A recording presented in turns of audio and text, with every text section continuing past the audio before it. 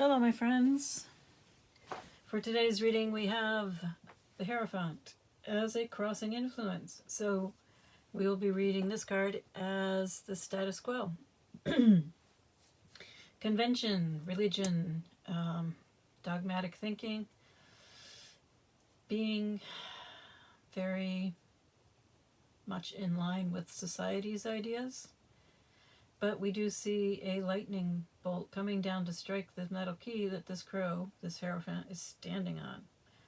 So I don't think that's going to last.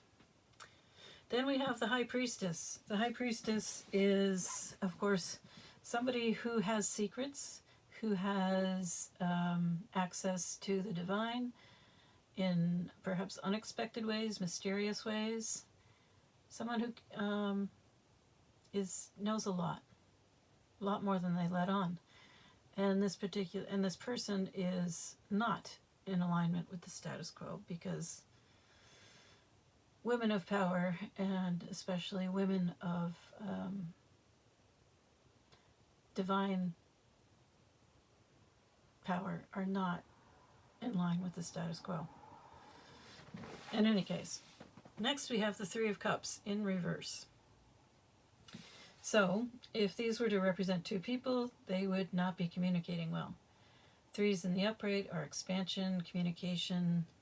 The Three of Cups in particular is about enjoying time with good friends, perhaps, having a party, a celebration. But we have it in reverse, so I think we can safely assume that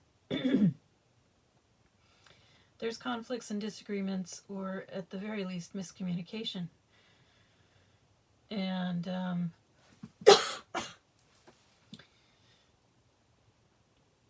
although I think these two cards can get along well, the High Priestess and the Hierophant, they aren't in this case. I do not read the Hierophant as a divine masculine.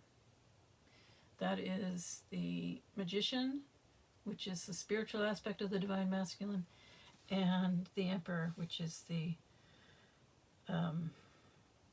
temporal aspects of the divine masculine.